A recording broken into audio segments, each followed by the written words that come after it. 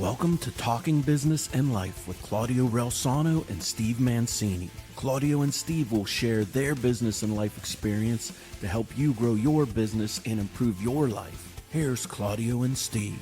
Good evening and welcome to the Talking Business and Life podcast. I am your co-host, Steve Mancini, and as always, I'm joined by Claudio Relsano. Claudio, how are you doing? Steve, I'm doing good, very good, and I'm very excited about today's show. Someone who I've admired in the ring and even more so out of the ring for years. He is the former number one heavyweight, ranked number one heavyweight in the world. He was one fight away from fighting either Mike Tyson or for the world title, and then a freak injury happened in his last, against one of the best fighters in the world, Vasily Yurov, and he retired, though, with a 36-0 record. In boxing history, only two heavyweights have retired undefeated, a guy named Rocky Marciano and Joe Mesi. Now, he's a very successful businessman working with Abbott in the Buffalo-Niagara region as a territory manager specializing in neuromodulation. I hope I said that right. And more importantly, he has a wonderful family life. He is nicknamed Buffalo's third franchise, which is a great nickname, Baby Joe Mesi. Joe, thank you so much for being on our show. Oh, man, this is great. Claudio and Steve, it's great to be with both of you. Great to be with both of you. Thank you for having me. Of course. And I mean what I said. I've been watching, I always watch a lot of interviews. And the interview that you did, I've been following you, obviously, your career and also your life. But you had a great interview on a show, I believe it was called The Back Nine, friends of yours from Buffalo who are now in Florida. And that interview had so much impact on me, and I connected with you again, and here we are. So again, I appreciate you taking the time. But to start off, you had a great amateur career in boxing, beating future heavyweight champion Hasim Rockman. Then there was a meeting with you and your dad at the table, and in front of you was a document. And there was another option. So it was either signing that document, which I'd like you to cover, or the other option, which your dad had in mind. Go ahead. I know what you're referring to, Claudia. I think I know what you're referring to. So, in the 90s, I just grew up thinking, Claudio, I was an athlete. I played football and baseball. I even dabbled in wrestling. I was a tough kid. I was not a good athlete. I was not the star like my brother Tom, my older brother. He was always good, handsome prom king. He was just that guy. I was the chubby little kid that followed along. But, Claudia, we had boxing history in our family. So my grandfather, Tom, also a Buffalo police officer, was a boxer. And in that era, late 20s, 30s, boxing was huge in the United States and in even Buffalo. But also, my Uncle Russell was a boxer, my dad's brother. My dad didn't box, but we have boxing history in our family, so we were always drawn to it, my brother and I, meaning, the big pay-per-view fights in the 80s, 90s were at our house. My brother and I loved reading their clippings because you were a star in the Golden Gloves in that era, and you were a star in that era. But and we put their old dusty gloves on. We just loved boxing because we loved hearing their experiences. So when I started boxing, it was after graduating high school. And when I started, it was not to become an Olympian or a world champion. It just was to go get beat up on my brother. It was really just to experience what my grandfather and uncle had experienced, and we didn't know we could do it for free at the Police Athletic League Club here in Buffalo. So that's how it really started. But for whatever reason that God bestowed on me, it snowballed quickly. It really did. It gave me some purpose. I started learning a thing or two. I started really learning how tough I was, I guess, and determined I was. And I was beating some fighters, and things started to evolve. And I was winning these tournaments that I really shouldn't have been winning, or I wasn't expected to be winning.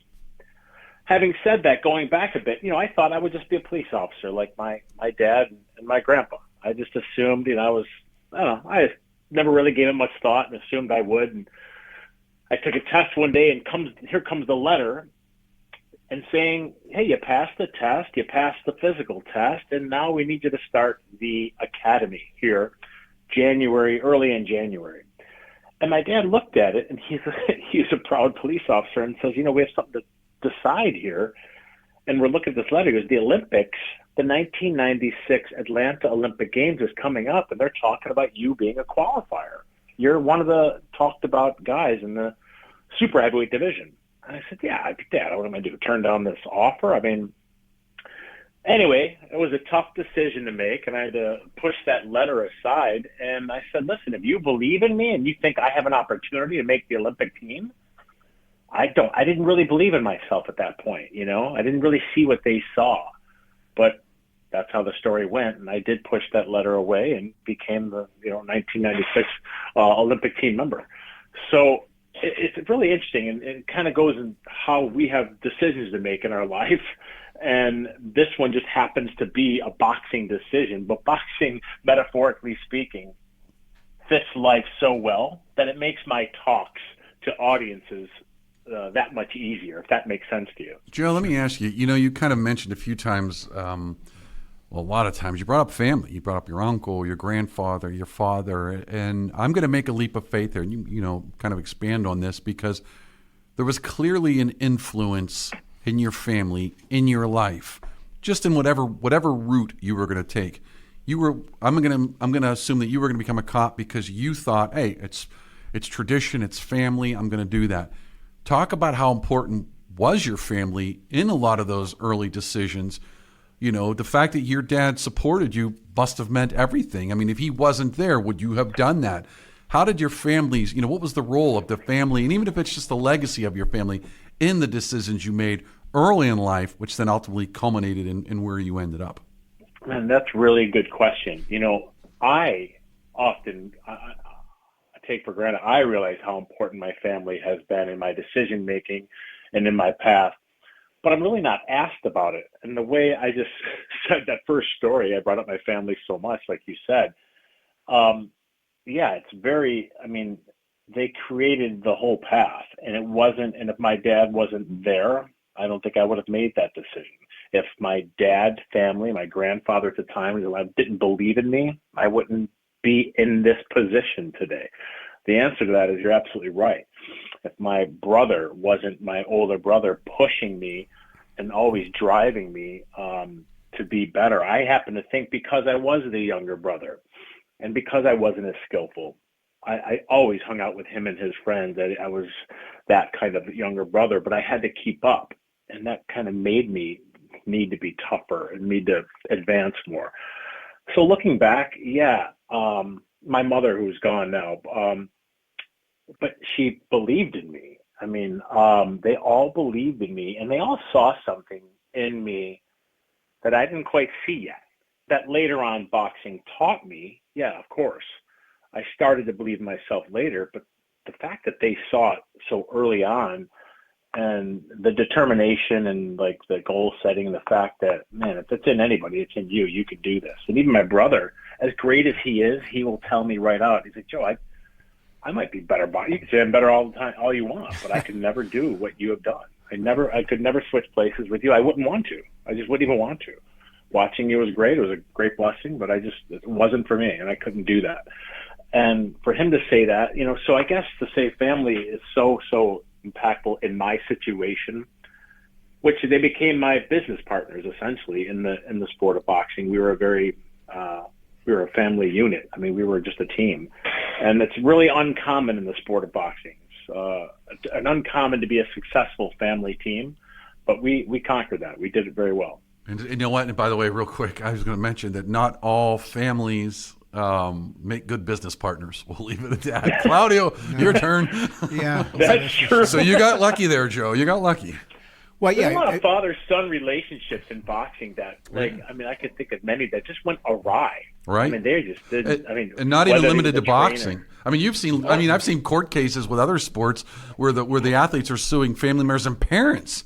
Yeah. Because when they were so young, they signed these, like they're 18, 19 years old, and the parents say, don't worry, we're going to take care of you. We're going to put this in a trust. And the next thing you know, the money's gone. It's like, where the hell's the money? And, I could not imagine screwing my kids over. I couldn't imagine it. It's so odd. And you think about what happened in my situation that boxing, I always say it's not a collegiate sport. How does that make things different? Well, boxing's a very poor ghetto sport. It's a wonderful sport, believe me. There's no better sport in my eyes. But it's a very difficult and disturbing business. There really is no organization like the NFL or NBA that monitors it. They kind of make up rules as they go. And if you think about any heavyweight, middleweight, featherweight, super middleweight contenders in the past, I mean, at some point towards the end of their career, they get tossed aside. They get kicked to the curb. They get forgotten about. They get used up. When I'm not talking about the 4, 5, 6, 10 stars we could name off the top of our head. They don't really fit into this category. But the fact that I had my family around me, and they were all good in their role. My father was an excellent marketer. I mean, he was great at marketing the brand. And I had my trainers, Juan and Sugar De Leon. They're in Puerto Rico now. And they were excellent. They're exactly what I needed. How, like, God put these things all into place. My co-manager, Bob Spagnola in Houston, who took a nice, slow, easy path with me. We had everybody right in place. And we were a family and are still a family today. My cousins were my attorneys. And what we did was we kept you say Don, we kept the Don Kings of the world out. And, we went to Don's home more than once, and he was wonderful, and he was great, and he handed me over unsigned checks for $1 million and said, just take this, and, I'll sign it when you agree to it. And we didn't have to do that. Does he love America? Does he really love America as much as he says he does? That's what I want to know. He says he does. He says he does. He should. He better. He should. Yeah, he should, right? That's the guy who should. He's an interesting character. He's well-read and well-educated. He's read a lot of books, and he's an interesting guy. But, what we created here in Western New York or upstate New York, we did because of my dad and the marketing and the brand that we built, and we had something unique. And I think that in the sport of boxing, you have to be more than just an entertaining fighter. You have to have something unique. And we had Buffalo, and we had New York State, and we had the crowd. And Don King says, look, you can't make it out of Buffalo. You just can't. You got to come to my camps in Vegas, in Florida. And we said, well, we can train anywhere we want, but we're going to have a lot of our fights in Buffalo. He says, never. It'll never work. And then after we're selling out the arena with over 20,000 people, he's calling us saying, I got to come help you guys. And we're like, no, we don't need you, So that was what was unique about us. We didn't really have to tie ourselves down to any major promoters, although we did work with Sugar Ray Leonard, and we did work with Tony Holden, who were all great partners for what we needed them for, but we didn't have to hand our life away and our career away. And we can't forget Jimmy Birchfield. Jimmy's a good man. And Jimmy Birchfield was just talking about Jimmy in Connecticut. Yeah, he's wonderful. He really was great too. Yeah. Hopefully he's still doing well. He is. Yeah, I talked to him recently. And good. Yeah, and he's still at it, Joe. He's still promoting fights. Looks great. And he's like 83, 84. He was on our show here. And he's doing great. I saw him last year at Vinny Paz's Hall of Fame induction. So he's doing great. He's still at it. That's great. Yeah. I'm going to reach out to him. That is great. That's good to hear. Yeah. Okay, now you did. I wanted to talk about your dad being the first believer. He wanted to bring boxing back to Buffalo.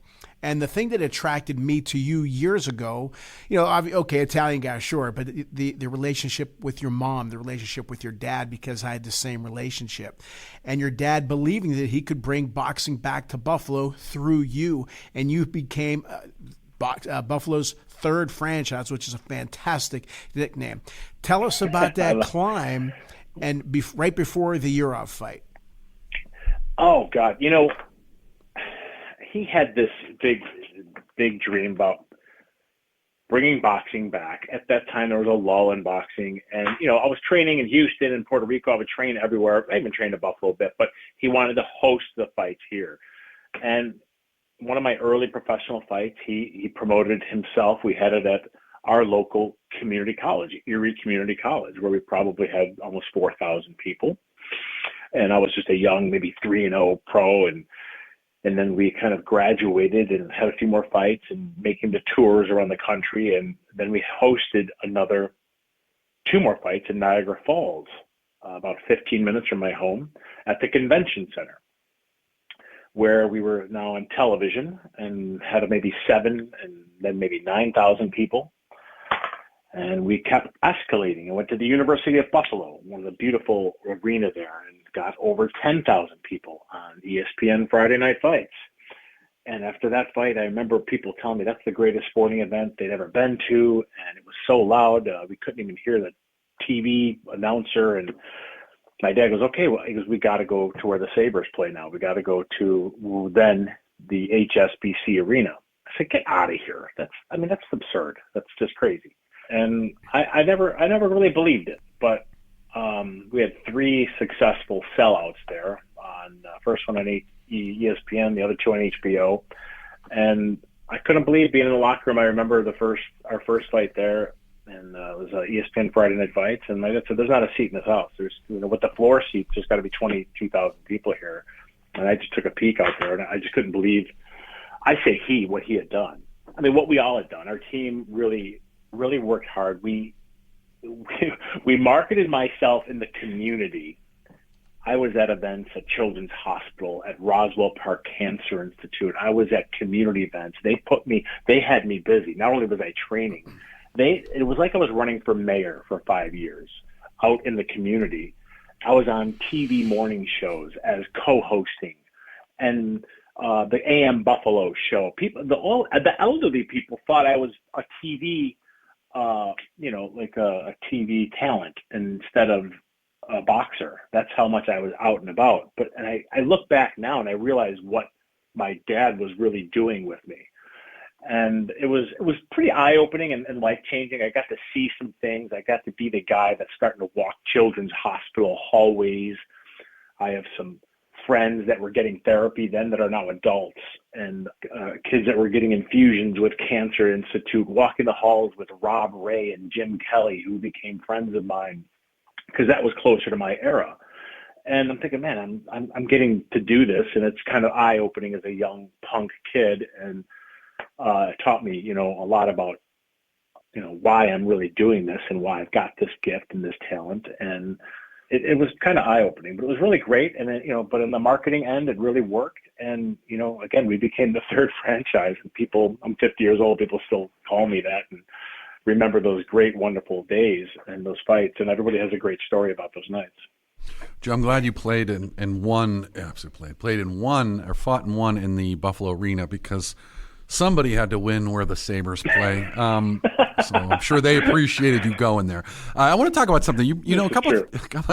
Well, they finally made the playoffs last year, so good for them. I think they got a good core. I just hope I hope that wasn't a fluke. I still think they're missing a few pieces to go deep, but they've got a good young group there. We're not going to talk hockey, but I was surprised. I agree with you, though. A few years ago when they got rid of Eichel, I was like, I don't know what the hell they're doing, and then I think they actually had a plan and stuck to it because he wasn't working there. I think so too. No, he wasn't.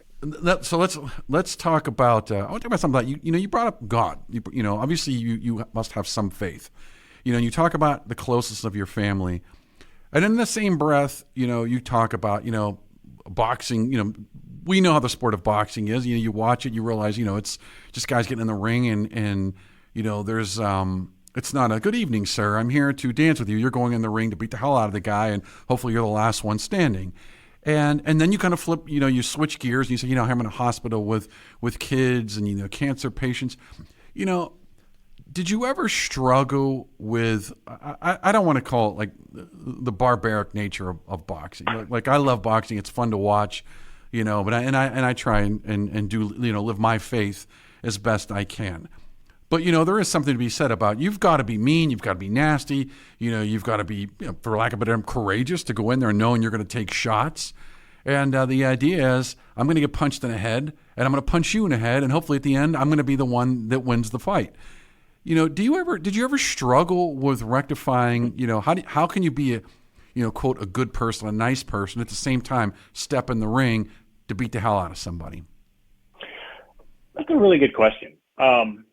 And boxing, I'm not a nice guy. I'm a good guy. If that, you could take that for what it means. I'm a good guy. I'm not a nice guy. So I don't like violence. I am probably the least violent. I don't even like controversy. And growing up, I was this young, chubby kid. I think if I look back growing up to any friends of mine in elementary school, middle school, even high school, and any of them would have thought I would have become a professional boxer, they would have thought you were crazy.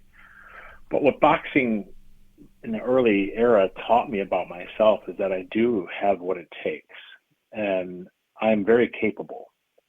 And I don't want that to be a threat to anybody. I don't want that to sound intimidating. That's not my point. I don't like controversy. I hate fighting. I can't even see fights on Instagram that are like street fights and things like that. I can't even see violence.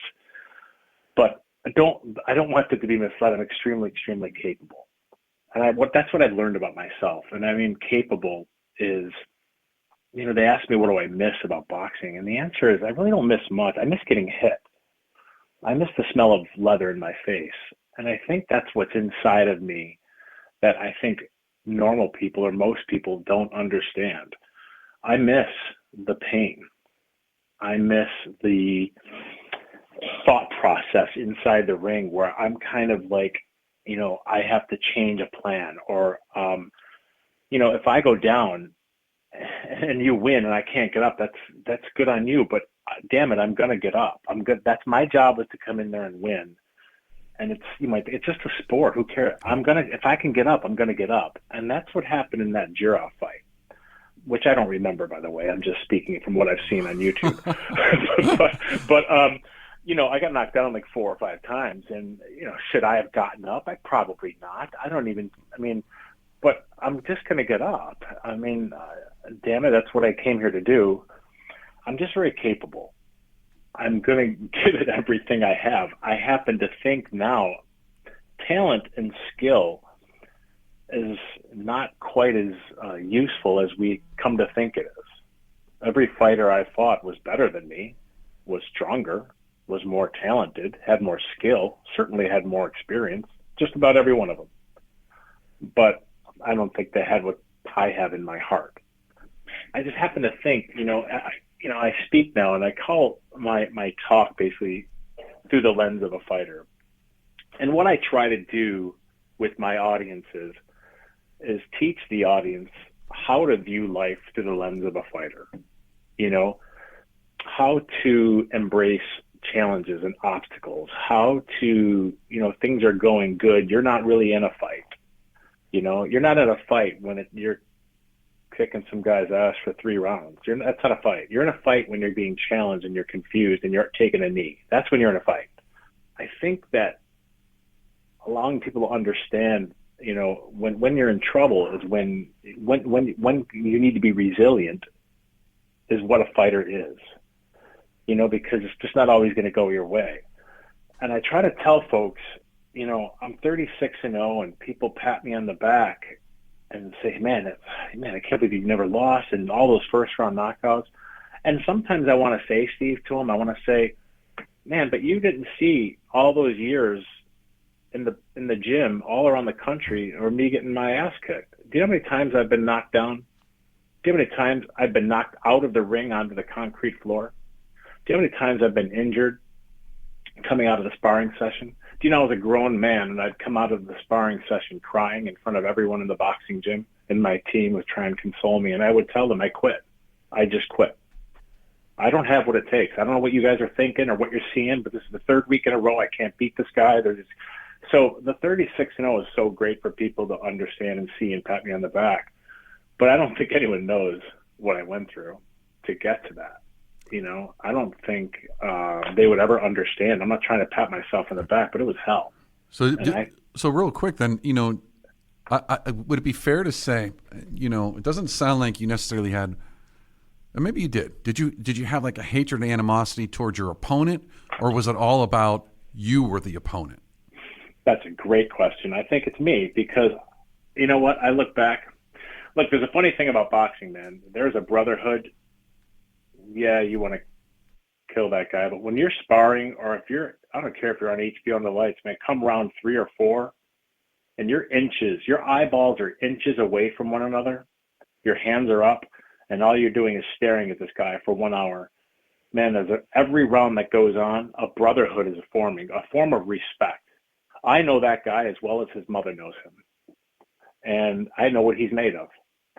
And I'll tell you, I've had a lot of guys come to me to spar or fight, and they take their shirt off, and they're ripped, and they're animals. But, man, I hit them, and I could see in their eyes immediately what type of person I'm dealing with. And I think when they hit me, they also know, in their opinion, on me. But you really get to know that guy. And I think there's a brotherhood of boxers that I love every fighter in this world. Anyone that gets in the ring alone for whatever sport, I love and respect. But I think the fight is against yourself. It's really challenging yourself. I don't think it's personal. It never was with me. Got a great relationship with a lot of my opponents. And I think that's a great way of putting it, though. The fight is with yourself, challenging yourself. It's similar to running a marathon. I think anyone could complete. Yes, you want to prepare. Yes, you want to train for it. But it's that last 7 miles that's going to really beat you mentally. And I think it's a mental challenge. I don't think running a marathon is physical. I think it's a mental test. And I think boxing is the same way. Not only are you going to get tired, but how do I, how much can I take from this guy? How much am I willing to take from this guy? And that's how I translate my talk is, through the lens of a fighter is, it's more or less about heart than it is about what you're putting into it. And Joe, before we take a quick commercial break here, I wanted to make just a kind of a comment. That's the one thing, if you ask anybody that's in special forces in the military, they will all tell you that. They will say most guys drop. It is mental. It is not physical. They'll come in there in the best shape in the world. They're stronger, but they're not prepared to do anything to win, to succeed. And ultimately, a lot of our failures aren't because we can't do it. It's really because, truth be told, is you don't want to do it. Because if you really wanted it, you wouldn't quit. I mean, let's be honest. Everybody has a breaking point, but there are a lot of things that we could do more of. We just simply say, I'm tired, or I don't feel like it. It's not worth it. And we quit. And that's the mental game.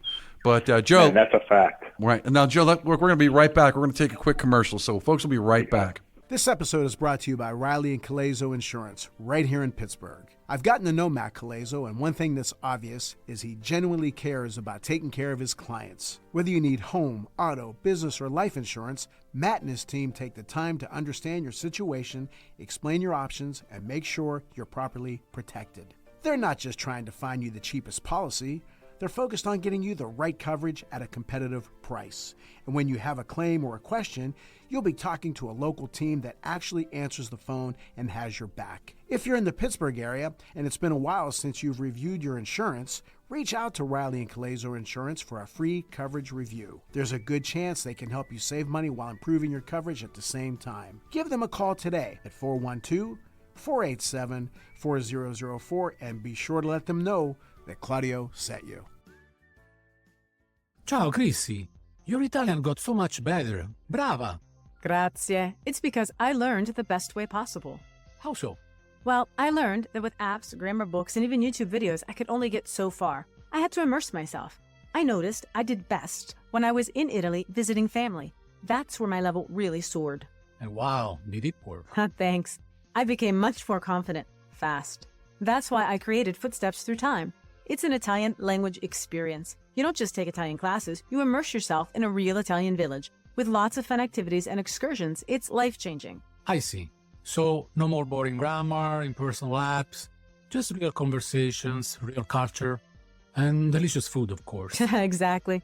I'm so excited about this. Learn Italian by actually becoming part of the local community for a week and living it. So if you've been dreaming of Italy and the language, check out Footsteps Through Time in Italy.com. Book now and join the experience. Andiamo! Thanks to Greater Pittsburgh Travel. For any of your travel needs, let Tom and the team at Greater Pittsburgh Travel know, and they'll take care of you. For more information, call 412-331-2244 or visit their website at www.greaterpittsburghtravel.com. And we want to thank the Calabria Club of Pittsburgh. If you're interested in learning more, you can find their contact information on Facebook at Calabria Club of Pittsburgh. Again, thanks Domenica and the team at the Calabria Club of Pittsburgh for your support. Hello, everyone. My name is Claudio Relsano, and I am the author of the book, Lead from the Heart Up, Not the Neck Up, How to Create a Positive Winning Culture on the Field and in the Office. my years as a head baseball coach and a general manager of a pro baseball scouting company, I know that my leadership experiences that I've included in this book will help you become a better leader. You can get the book at ClaudioRelsano.com. Speaking of ClaudioRelsano.com, you can listen to my show, The Claudio Relsano Show, where I've interviewed such legends as Mario Andretti, Dick Vermeil, Rocky Bleier, and many, many others. And I also have an entrepreneurial program there talking about my entrepreneurial experiences. So hopefully that'll help you, and hopefully you will enjoy that. And also, Sports Corner, hosted by Ralph Williams, co-host with myself, Jim Frazier, and Luther Dupree Jr. We appear on 92.5 FM, 1250 AM, The Answer, Salem Radio, every Saturday here in Pittsburgh, 2 p.m. to 3 p.m. I hope you enjoy the show. I hope you enjoy all the shows, and I hope you enjoy my book. We'd also like to thank Chris Gonzalez from the Knights of Columbus. If you have any questions about joining the Knights of Columbus, reach out to Chris Gonzalez at 412-605-9074. Okay, welcome back to Talking Business and Life with Steve Mancini and Claudio Relsano. Our very special guest is former #1 ranked heavyweight in the world, boxing heavyweight in the world, Joe Mesi. Joe, now tell us quickly, because we want to get into your after boxing life, because I was so attracted to that, obviously. But tell us about the Urov fight, what happened, and the aftermath of that. Oh boy. Okay. So what you think, you might think to yourself how one punch or 1 3-minute round, I don't know, or one day can change your life. And it did. I got, for years now, I've been going to bed thinking, dreaming, and obsessing about just getting the opportunity to fight for the heavyweight championship of the world. 3 or 4 of the guys I had already beaten on my path to the Urov fight had already had their opportunities to fight for the heavyweight championship of the world. I never had gotten mine yet. So, you win this fight, and I'm getting the opportunity. And I did win it. But, late in the 9th round, I got knocked down, and then I got knocked all over the ring, and I won the fight. But did I win? And I'll let you guys decide that, because shortly after the fight, it was identified that I had a brain bleed, a couple of them. It's called a subdural hematoma. And I knew I had felt a little different, and it wasn't quite normal, but little did I know that if you ever have an identified or a subdural hematoma, you're never to box again in the United States. Well, we thought that was kind of unusual, and we fought it. And long story short, this was 2.5 years in Nevada State Supreme Court. So these are the best 2.5 years of my life. I'm 30 years old here. I felt like I was in my prime. And it took forever. I couldn't train. I couldn't do anything. And I wasn't convinced that we were ever going to win this court case, and kind of figured my dream was over, and it wasn't going well in my personal life. I was just drinking, and I didn't have any goals or anything like that. I was just kind of feeling bad for myself. But at the end of the day, you could tell me if what happened was the best thing that ever happened to me. So I actually won this court case through a small loophole. My attorney said, you can't suspend somebody that's not licensed. His Nevada license expired. They're only valid for 12 months. So who are you suspending? And the judge looked at him and said, I guess you're right. Well, let me tell you something. You're free to walk out of here and try to apply in any state you want. And all I can say is it's at that state's discretion whether they let you or not. So that really wasn't a victory in my eyes, because who's going to let me fight? And Joe Mesi not in Nevada and Joe Mesi not in New York is really worthless. I could make money in Nevada. I could make money in New York. Who's Joe Mesi? I wasn't Mike Tyson. I wasn't, Oscar de la Hoya. Let's not mistake that. I could make money in those states, but I couldn't make money anywhere in the world. And we ended up fighting a few more times in lesser known states, in Arkansas and Puerto Rico and Connecticut, states that would license me, knowing darn well that New York and Nevada would never license me again. And after one of the fights, I think it was 2007, I said to my then girlfriend, who's my wife, I said, this is I'm not going to win this fight. I'm not going to fight just being a fighter like everyone else is. I have no value here. So I think I'm just going to quit. So I stopped. got married, and everything changed for the better from then on. Really, I mean, I got a career in medical device sales. I'm distributing medical devices now. I've been doing this for since 2009 or 8, and I love it. And really, the lessons I've learned in boxing translated so well in the sales world and in healthcare and medical devices, and all of these ideologies, they all fit perfectly. I could talk to any sales team and really inspire and motivate them. And I'm not even a salesman, but I could really tell them how to win, so it really has translated quite well. And maybe some people think those 2.5 years in court were the best 2 years I had off. Who would have known? Because my next fight was, I was signing with Mike Tyson to fight at Ralph Wilson Stadium where the Bills play. And would I have gotten hurt? That's possible. I don't know the answer to that question, really. So maybe everything did happen the way it was supposed to, There's certainly a side of me that believes that. Joe, as I said, you had a great interview with two of your friends, formerly from Buffalo, now in Florida. And I'm going to go over a few things that you said in that show. Please describe what you meant when you said success and fulfillment. Well, I took that. I was speaking to some former athletes, a couple of organizations that there are, and, you think about the average NFL career is 2 to 3 seasons. I was speaking to this group and trying to motivate them by saying something along the lines of anyone that has enough value, that's blessed enough to make it to any professional level of any sport, you probably likely have a higher calling than just that sport. I just firmly believe that. I mean, you already have a story to tell. I don't care if you were in that, played for the Detroit Lions for 2 seasons. Man, you got there. You made it to less than 0.05% of the planet. You got a story to tell, and you have a higher calling. It doesn't end here. It just doesn't end here.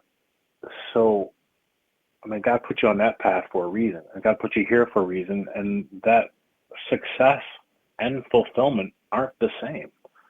They just aren't the same. They're not the same category.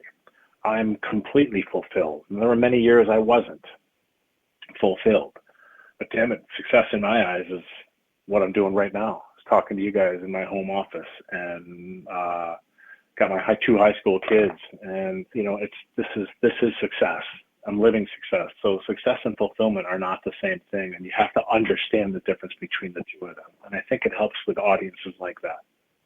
Joe, as you know, I was, and Steve is tired of hearing about it, I was contemplating whether to stay at Carnegie Mellon or not, or go back, And then that interview, when you said that, success and fulfillment, that entire interview helped me. And then you sent me a very nice video note, which I appreciate very much.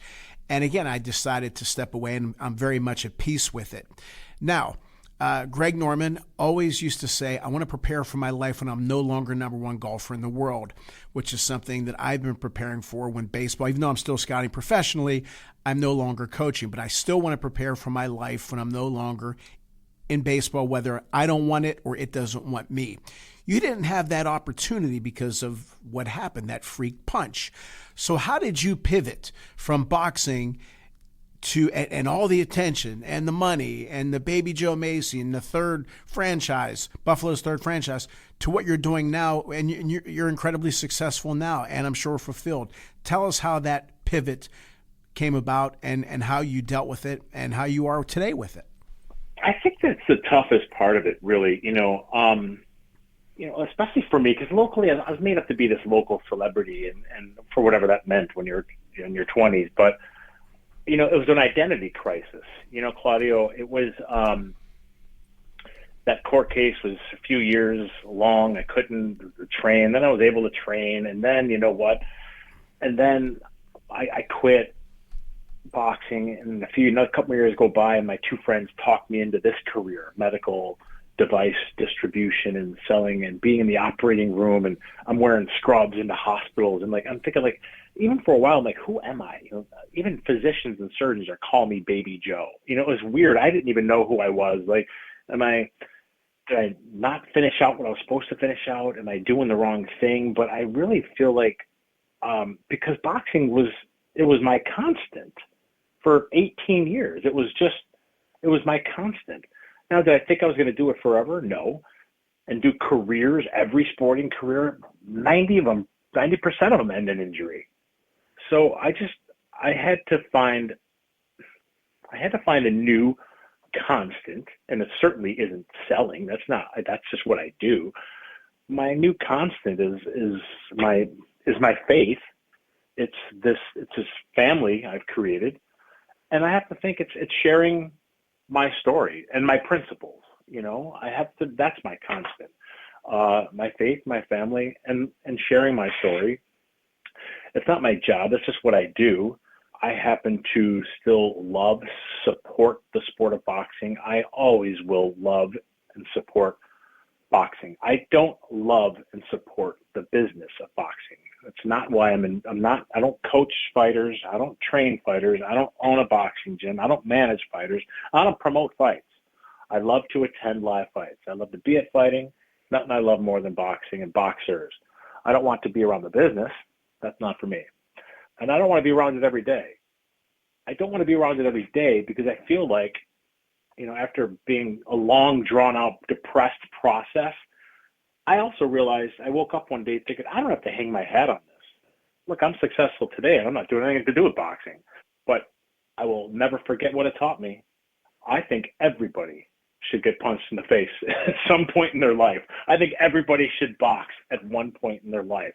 It changed my life. I fully believe that it did. And I think one punch, it's just, if I could write a book, everybody should get punched in the face once, because it's really going to tell you who you are. And, I found out who I am, and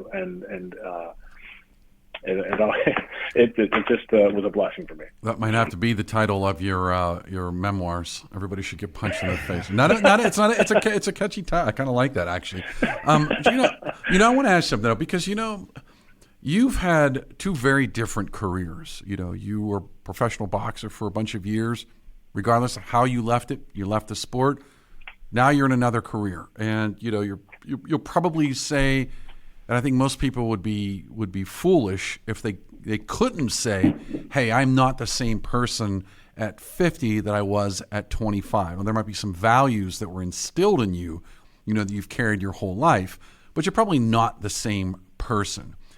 If you could go back in time and tell your younger self something, say at 18, 19 years old, what would you tell yourself after that career and now this kind of new chapter in life, which is not new because you've been doing this for a while as well. So you've lived the family life, and it sounds like you're fulfilled in it, and that's an awesome thing.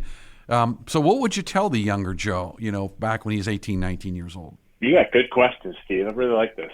I guess, what I had to do a few years ago? My daughter is going into an 11th grade. And I only say this because I stumbled upon this letter I wrote her. I guess when she entered 9th grade at her Sacred Heart High School, the fathers all had to write letters to their daughters that they will read on the day they graduate. And I thought, that's a great idea. I'm really glad they did that. Anyway, I'm cleaning out my drawer, and I found this letter I wrote, and now it's already been 2 years, so I read it again. But I think similar to what I would said to her in these types of words was, I took a risk, and I would tell what I told her in this letter more or less is to take calculated risks. I think a lot of people don't take the risk of opening a business or following their passion. I don't care if it's becoming a chef, doing something, they will avoid it because they think it's difficult. They won't have the money. I think just take the risk. This is the only life you've been given, and taking a calculated risk could lead to success and victory. I'd also tell them and teach them about resilience, because, resilience is everything in my eyes.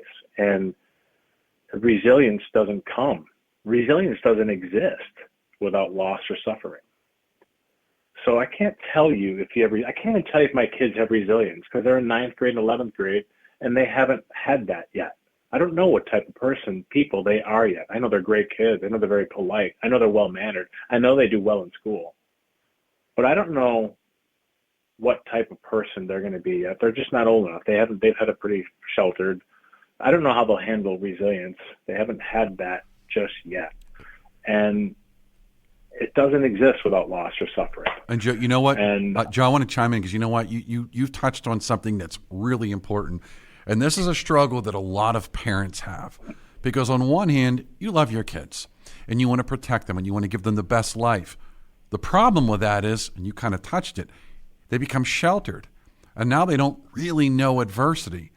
But it goes back to your whole premise of everybody should be punched in the face. So it's kind of like, how do I, and I say this figuratively, not literally, get my kids punched in the face so that they go, aha, I get it. Life is actually not so bad, and here's why. Because I think, to me, that's a whole societal issue right there, is that people have not been punched in the face, either literally or figuratively, and therefore they don't know how to respond to any kind of adversity because they're not tested. And I think you're kind of touching on that. And it's interesting that you're talking about your kids. Steve, that's exactly what I'm trying to say. You know, resilience is my favorite word. And again, if you could live this life without it, great. You know, no one does, because pain is unavoidable. But we're going to have pain. But how do you react to it? You know, and my kids have seen me speak where I'm like, you know, those days in the gym when I said I'd come out of the ring. There were many of them, crying, bleeding, in pain. When I say I got my ass kicked, I got it kicked. I'm saying, you know, and everyone gets beat up. I'm saying just bad months, bad times. Like, you know, I look back now at age 50, those days were given to me for a reason. Those are the days that I call my steps to success. You know, because I didn't learn anything the night I knocked out DeVarrell Williamson in 60 seconds on HBO. That just went the way it was supposed to. What did I learn or take from that night? Zero. Nothing at all. But what did I learn from those days and weeks and months in the gym when I was bleeding and crying and I wanted to go home? If I would have quit in the spot, if my dad and coach let me, I'm telling you, I was in hell. And, you know, we just don't have, you know, resilience doesn't exist without hardship or failure or tragedy. So then we'll see what type of person you really are, I guess. Joe, our final question, and I appreciate you taking the time. I love listening to your stories and again, appreciate you being on the show. What would Mrs. Barbara Mesi say to you today? Gosh, that was making me choke up there. I think she'd be most proud of this family that my wife Michelle and I have created. My stepdaughter is 30 years old now. She's a physician assistant, and I have my first 1-year-old granddaughter moving in just houses away from us next month. And I think she'd be most proud of that. But I think she'd be most proud of what I think I made of myself.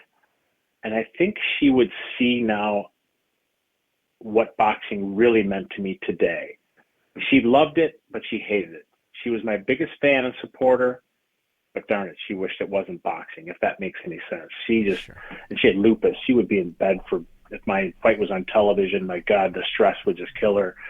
She was my biggest fan, but I think if anyone would see what boxing did for me in this lifetime and what it taught me and who it made me, I think she could see it right now. And I'd love for her to see that. And, you know, it really is, it taught me so much about myself and so much about life, and the metaphors and parallels are just too great. And I think she would see that. Well, Joe, trust me when I tell you, and I'll share the story with you one of these days, they definitely see it. I know that for a fact. Thank you. I'll give you an example in my life, but I haven't seen you since 2011, if you can believe that. But wow. Again, I admire you, of course, the boxing, but the type of person you are. And I think the world of you, and you've been such an inspiration to me professionally and more personally. And I know we're going to do some things together soon, but I think you're the best. So you're undefeated in the ring and, for my money, out of the ring.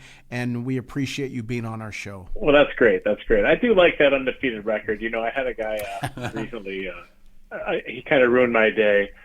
And I never really thought of it this way. And this was not that long ago. He said, "Hey, Joe, man," and out of nowhere, he goes, did you ever think about what would have happened if you just stayed down against Giroff? And I go, how do you mean? I think I was getting coffee at the corner or something. You know, well, wait. I go, how do you mean? What do you mean? If you just accepted the loss and you just lost, no one would have found out about your injury. You might have bounced back, and you would have got your title shot. Man, that guy went in the car with my coffee, and like that guy just ruined my day. You know, like that guy just made a lot of sense right there. But look, who knows? I might have got killed. Yeah, as I say, but your health is first, Joe. Life is too short for that. Hey, Joe, one thing I got to say, because you said it a few times, and I told you this over the phone not too long ago. Against Williams, when I watched his fight, Steve, I was just rooting for him. I didn't look at his mechanics. I didn't look at anything other than, did he win that round? Did he win the fight? But looking back on those fights, you were really good. I mean, you had some great footwork, and you were not, especially with an Italian guy, they make it sound like it's rock'em sock'em robots. And that really wasn't the case with you. You had good head movement, good body movement, and you were a hell of a fighter. So, I want people to know that Joe Mesi, he was 36-0. It isn't like it just came out of the blue. No, he was damn good. And I really believe with all my heart that he would have become a champion. But you know what? He is a champion. And like I said, through this interview, I want people to know who the person is. And again, we're going to work on that even more with some other ventures. But Joe, like I said, you're the best, and we appreciate you. Steve, if you have any final comments. Joe, I just want to say thank you again. It was nice to meet you. I hope I get to see you in person sometime. Unfortunately, I do make my way to Buffalo, so that's like please reach out. We'll get some wings together. Okay? Absolutely. Steve, honestly, great questions. I love your questions. I appreciate that. I appreciate that very much. You know what's ironic is I'm going to blow your mind, Joe. I wing it based on your comments because I feel like, this is a little minor guest thing for folks that are listening. I think the best interviews are the ones where you let the guest speak, and then you think about what the guest says, and then you kind of say, that was pretty interesting. Tell me more about that, or what about this? Because it becomes more impromptu, and more impromptu means it's more sincere, no script. And then you get to really know the person. So I appreciate the fact that you kind of opened up to us because, you could have easily been a little more reserved. So, I appreciate it. I actually really do. It was a good interview. I think so, too. Thank you both. I appreciate your time. Thank you. Thank you, Joe. We'll be in touch. All right. Got it, guys. Bye-bye. Thank you. Bye-bye. All right, everybody. Well, we hope you enjoyed that interview as much as we did. Steve, any comments? No, like I said, it was a great interview. A very, very enlightening about a few things with him, and I did like the. I like the fact that he has found fulfillment after, and I don't think all athletes can say that. I don't think all athletes can just walk away. And the nice thing about him is he can still enjoy the sport, even if it's just watching it on TV or at a live boxing match or whatever, and he'll always have the memories of what he did. But you know what? He's got a new life, and it sounds like it's even better. So I wish him all the best. And I'm attracted to that, what athletes have done after their respective career, and he's done as well as anybody. So, and he's a great guy on top of that. Well, everyone, thank you so much for tuning in. Steve, thank you always. We appreciate our audience. And as always, thank you, Mom and Pop. Talk to you soon. Thank you for listening to Talking Business and Life with Claudio Relsano and Steve Mancini. Tune in next week for more impactful business and life experiences with Claudio and Steve.